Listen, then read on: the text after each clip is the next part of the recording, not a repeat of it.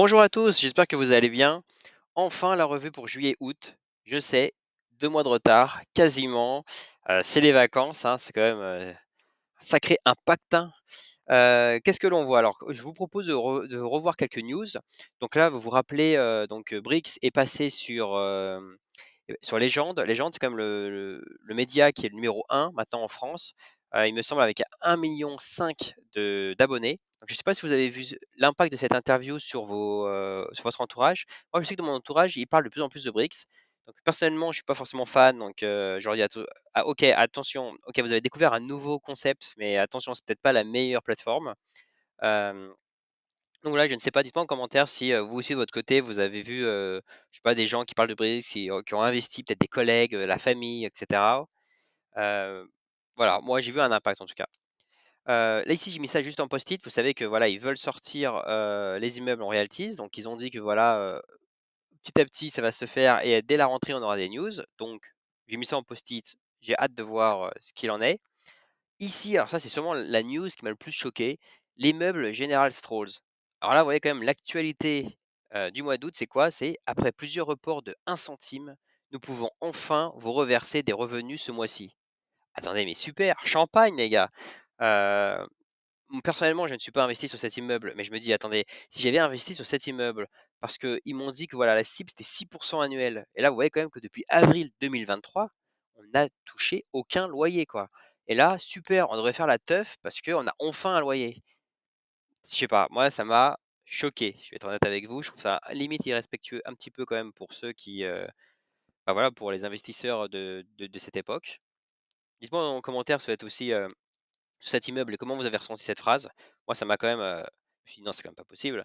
Ils ont mis un stagiaire, quoi. Bref, vente en cours. Alors, on a deux ventes en cours qui devraient se finir en septembre.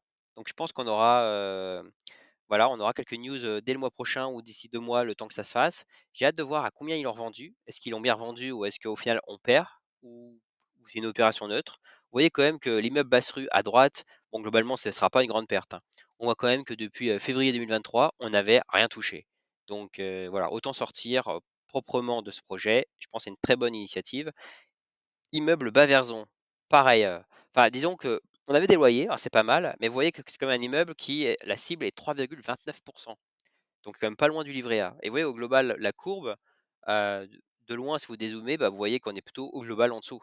Donc au global, je pense que c'est une très bonne idée de sortir de ce projet pour les investisseurs. Immeuble du Sud, alors ça me fait entre guillemets «beaucoup moins rire», puisque j'ai quand même 100 briques, sur ce projet et là vous voyez que c'est ça qui est inquiétant, c'est qu'on avait des immeubles comme Baraban, Immeuble du Sud et cetera, qui normalement, étaient stables. Là vous voyez la courbe, elle était plutôt propre, hein, c'est pas ouf, 3,77, mais au global, bon, on tient l'objectif, donc on était plutôt content.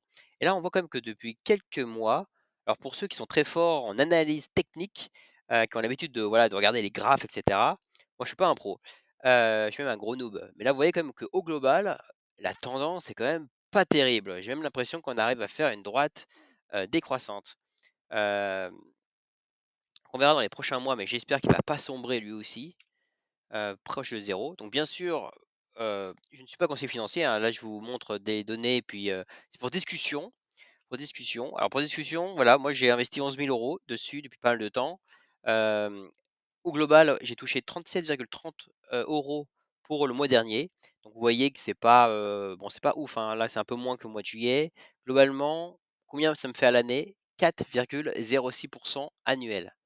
Donc c'est pas, trop mal. Enfin, ça dépend en fait ça dépend en fait de votre, attentes, j'allais dire. C'est au mieux qu'un livret A. Oui, maintenant c'est de l'argent bloqué. Donc moi, je pense, j'aurais peut-être préféré avoir un 3 argent libre, flexible, j'allais dire que voilà, un 4, mais là c'est bloqué, puis c'est bloqué, on sait pas combien d'années. Si c'est bloqué 10 ans, les gars, là c'est chaud, quoi. Donc heu, donc voilà, donc nouvelle, interface, vous avez dû remarquer sur leur site. Combination de briques. Alors je suis désolé, là, il y a marqué mois dernier 41 € et ça c'est pas applicable. Mais bref, là donc là, ils communiquent maintenant sur les royalties. Donc là, vous voyez qu'au global, on a quand même 48 millions, 10 en moyenne, super. On voit que ce qui est intéressant, c'est que vous pouvez vous comparer, en fait, et ça aussi faites attention parce que du coup, ça vous pousse à être toujours au-dessus. C'est l'idée, hein, qui est derrière. C'est-à-dire que là, vous voyez le nombre de projets, 4,5, ah bah moi j'en ai fait 10. Ah, investissement moyen 1 400 €, ah bah moi j'ai mis 1 500, je suis au-dessus, et cetera. Donc bon. Dites-moi si voilà, le fait d'avoir publié ça, ça vous pousse à vous dépasser. En tout cas, c'est le but recherché en marketing. À droite, vous voyez le top Brixer du mois. Alors c'est assez intéressant, hein, ça nous donne une idée. Vous voyez que le top 1, top 2, top 3, c'est quand même super chaud à atteindre. Là, vous voyez, le gars a quand même 5 000 € par mois, hein. Top 2, 2 200 € et après 1 000 €. Ça, moi, je me demande si c'est pas des gens de briques quand même, et d'ailleurs tant mieux, hein, enfin si c'est des employés pour qui ont vraiment la foi dans leur plateforme qu'ils sont en train de construire et du coup, voilà, ils nous montrent un peu l'exemple.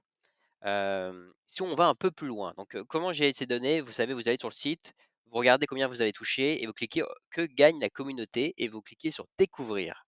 Voilà, donc à gauche, c'est le top 1, au milieu, top 2, en haut à droite, top 3. Donc si on voit ces 3 graphes, qu'est-ce qu'on voit? On voit que le top 1 a quand même mis 643 000 €. Il faut quand même avoir sacrément la foi. Parce que mettre déjà une somme, enfin faut déjà faut l'avoir, mais en 2 mettre tout ça sur une plateforme qui est assez récente, c'est pour ça, pour moi, c'est soit Cédric, soit c'est quelqu'un du COMEX. Ça peut pas être, voilà, heu, un quelqu'un de lambda, je pense, hein.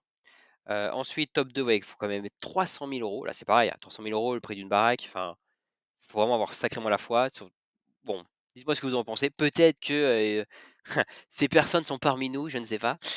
Top 3, il faut quand même mettre 173 000 €. Et puis là, ouais, que le dernier de la liste, il faut quand même investir 92 000 €. C'est quand même, un sacré paquet quand même, hein. Mais bref, ouais, moi, ouais, je sais pas. Qu'est-ce que ça vous inspire? Je trouve ça à la fois inspirant et à la fois je me dis: «Ça me fait peur quand même». Bref, ici on va retourner sur les contrats royalties. On va faire un focus sur, les immeubles au Portugal. Donc vous savez, au Portugal, c'était l'Eldorado, c'était génial, fallait investir, selon Brics, c'était vraiment, the place to be. Donc on a si bien. OK. Donc là, vous avez les données de 2023. Voilà, pour rappel, n'est-ce pas? Donc là, on voit qu'entre juin et novembre, bah, voilà, c'était le pic. En même temps, ils font du Airbnb, donc c'est là où on fait le chiffre. Super, ça s'explique, génial. Comment on est en 2024? Eh bah, 2024, c'est quand même moins fun. On voit que juin était pas trop mal. Par contre, juillet, on est en dessous. Donc là, je sais pas, est-ce qu'ils ont mis des prix, trop hauts et du coup les gens bah, voilà, ont booké ailleurs? Mais en tout cas, juillet, c'est pas bon. Donc dommage, j'espère que ça va aller mieux quand même. Les commerces, c'est dommage aussi, c'est pareil. Là, vous voyez, on a 4 biens. 4 biens, je vous ai mis les données de 2023, tout est vert, on aime ça, c'est génial. 2024, ça commence à être le drame. Depuis le début d'année, on avait un commerce qui n'était pas loué. Donc forcément, voilà, on est à 75. Et là, depuis juillet, on a Séville qui est à 96. Donc là, il est un peu en dessous. Bon, j'espère que ça soit exceptionnel, parce que j'espère que c'est pas le début de la fin aussi pour nos commerces. On suivra de toute façon dans les mois prochains. Et puis on se soutiendra entre nous quand même pour tenir le coup. Les immeubles en France. Donc, vous voyez sur la carte, c'est pas mal. On peut investir un peu partout. 39 biens. Super. 2023, donc là, on voyait qu'au global, c'était quand même pas ouf. Parce que le vert, c'est quand on est au-dessus de 97% des revenus qu'on touche enfin, par rapport à ce que Brix nous a dit qu'ils allaient nous verser. Donc, quelque part, vous voyez, c'est un peu enfin, moi, je le vois comme ça. Les engagements de Brick, même s'ils nous garantissent rien, mais quelque part, ils nous disent, les gars, j'ai trouvé un immeuble, c'est super, ça, c'est 6%. Donc vous vous dites: «Bah, c'est super, j'investis» et puis finalement, là, ça vous dit ce KPI, si on est plutôt, bah, si voilà, si on est à cette target ou non. Ou s'ils nous disent 3, est-ce qu'on est à 3? Oui, non. Voilà, basiquement, c'est que ça. Donc là, on voit qu'au global, ce qu'il faut retenir en 2023, nos pires mois, c'est quoi? C'est novembre, décembre et globalement, retenez 25,6. C'est le taux des immeubles qui étaient au-dessus de la perf et la perf, on l'a définie comme au moins 97 du revenu annoncé. OK, gardez ça en tête. 2024. Alors 2024, ah, c'est quand même le drame. Parce que là, on voit quand même que, regardez, le mois le plus nul est à 7,7 en mars et même là, le mois dernier, on est à 20,5. Donc là, toutes les données que vous voyez, en fait, depuis janvier, on n'a pas réussi à faire mieux que novembre-décembre dernier. Donc là, c'est chaud et c'est pour ça que moi, mon ressenti, c'est que quelque part, ils se détournent complètement, des immeubles en royalties et honnêtement, c'est dommage. Enfin, je suis désolé. Moi, j'ai 11 000 €, j'ai pas envie que, ça soit 4, après 3, après 2, après 1 jusqu'à ce qu'ils les vendent. Enfin, je pense qu'à un bout d'un moment, c'est quand même, enfin, je sais pas, si vous voulez donner aux gens, l'idée enfin, la volonté de réinvestir, faut quand même, qu'ils aient envie, quoi. Bref, ici vous avez le top performer, top loser. Top loser, quand même 9 immeubles sans revenus, super. Donc là, vous avez, pas mal de données. En fait, donc pour les nouveaux, peut-être qu'il faut que j'explique un petit peu. En fait, là, vous avez donc la colonne name, donc name, c'est le nom du bâtiment, très bien. Sum of gap, donc en fait, ça, c'est la différence en pourcentage entre la cible, ce que nous a dit Brix, et ce qu'on a eu le mois dernier. OK. Après, vous avez le pourcentage revenu reversé. Donc ça, c'est ce que, ils nous ont dit. Voilà, vous aurez 3,8, vous aurez 4,2, et cetera. Très bien. Et là, vous avez le pourcentage réel. Donc forcément, quand on n'a pas de loyer, bah, le pourcentage réel est de 0. Ah, c'est logique. Et donc là, vous voyez au global, donc là, vous voyez qu'au global, on a quand même des 1,8, 1,6, 2, enfin, on est quand même en dessous du livret A, hein, quand même, hein, pour pas mal d'immeubles. Après, on voit que certains, vous voyez, on est au-dessus. Par exemple, si je prends, Orpharia, il faut peut-être se méfier. Donc quoique non, on est à 5, donc 5 c'est pas mal 5. Mais ils nous avaient dit 6,10. Donc vous voyez là, on est en dessous. En plus, rappelez-vous, Faria, c'est, un immeuble en Portugal et au Portugal, normalement, c'est l'Eldorado là, au mois de juillet et là, c'est pas le cas. Donc voilà. À gauche, les top performers, donc en gros, c'est les meilleurs, immeubles. Mais là aussi, faites gaffe, ça veut pas dire qu'il faut faire all-in sur la fabrique, sur Gustave Stahl et cetera. Pourquoi? Parce que il y a pas mal d'impayés souvent. Donc, dès que quelqu'un rembourse un impayé, boum, il est positif. Mais au global, il faut quand même regarder au global et vous voyez qu'au global, heu, donc là, je vous dis un autre graphe plus tard pour vous dire les immeubles qui sont les moins nuls. Mais, bon, au global, c'est quand même pas top. Donc faites gaffe quand même, hein. Ici, vous avez le taux des vacances impayées. Taux de vacances et impayés, donc globalement, qu'est-ce qu'on voit? Bah, on voit qu'on a beaucoup de vacances. On a, 28 a priori, sur, l'ensemble, des biens. OK et surtout là j'ai mis France, ouais et les immeubles en France. Donc vous voyez, on a 28 bah, de vacants, bah, forcément pas de loyer, 9 d'impayés, bah, OK. Donc voilà, vous avez 40 en gros d'argent qui rentre pas. Donc voilà pourquoi, ça explique pourquoi la plupart des immeubles, grosso modo, on a rien, quoi.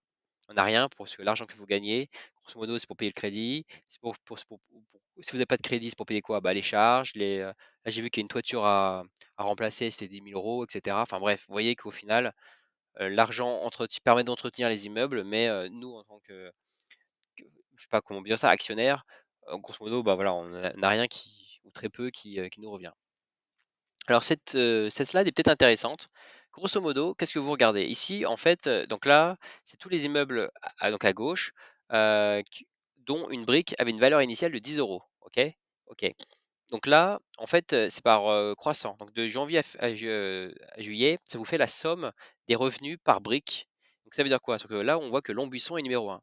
C'est-à-dire que Lombusson, en fait, est l'immeuble qui nous a rapporté le plus pour un investissement de 10 €.